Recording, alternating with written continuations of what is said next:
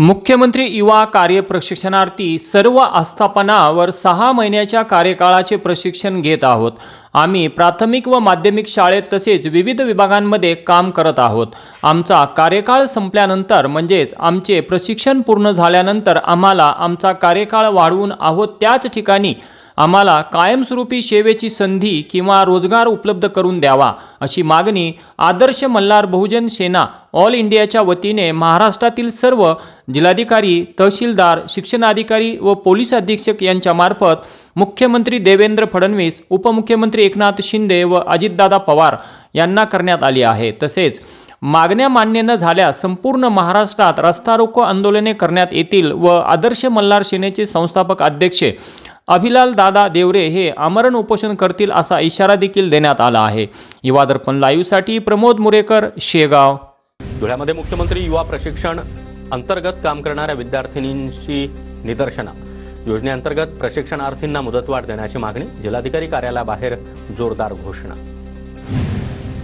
आम्ही धुळे जिल्ह्यामधून संपूर्ण युवा व युवती सर्व मुख्यमंत्री योजनेअंतर्गत महाराष्ट्रातील 1,19,000 तरुणांच्या वतीने आमच्या शासनाकडे एकच मागणी आहेत।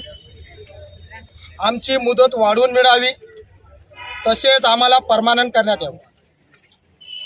ज्या प्रकारे आम्ही मुख्यमंत्री साहेबांच्या पाठीमागे भक्कमपणे उभे होतो, त्यांना सत्तेवर आणलं, त्याच पद्धतीने शासनाने सुद्धा आम्ही सुशिक्षित बेरोजगार होतो, आम्हाला बेकार करू नये। गेल्या 4 महिन्यापासून आम्ही ज्या आस्थापनावर काम करत आहोत सगळ्यांना त्याच ठिकाणी परमनंट करण्यात यावा, आमची मुदत वाढवण्यात यावी। आम्हाला 25 ते 30,000 मानधन सुद्धा वाढवून देण्यात यावं। एवढंच नसून शासकीय ज्या नियम असतील, जे परमनंट लोक आहेत त्यांच्यासारखा अटी आम्हाला सुद्धा देण्यात यावं। जर असं शासनाने आमचं जे आहेत त्यांना जर परमनंट केलं नाही, आमची मुदत वाढवली नाही, तर आम्ही येणाऱ्या काही दिवसांनी रस्त्यावरती जसे मनोज जरांगे साहेब असतील किंवा ओबीसीचे नेते आके साहेब असतील त्यांच्यासारखं त्यांच्यापेक्षा जास्त तीव्र स्वरूपाने संपूर्ण राज्यामध्ये रस्ता रोको आंदोलन करू।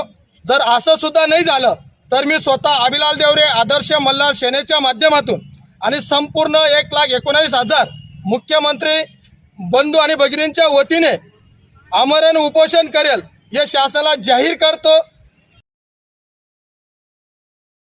सच्चा मित्र वही है जो अपने हारे हुए मित्र को फिर से विजयी बनाने के लिए अपनी प्रिय से प्रिय वस्तु का बलिदान करते हैं। मित्रता निभाने के लिए यदि पाप कर्म करके मुझे नरक भी भोगना पड़े तो मुझे स्वीकार है। यही मित्रता का आदर्श है और यही मेरी शपथ है।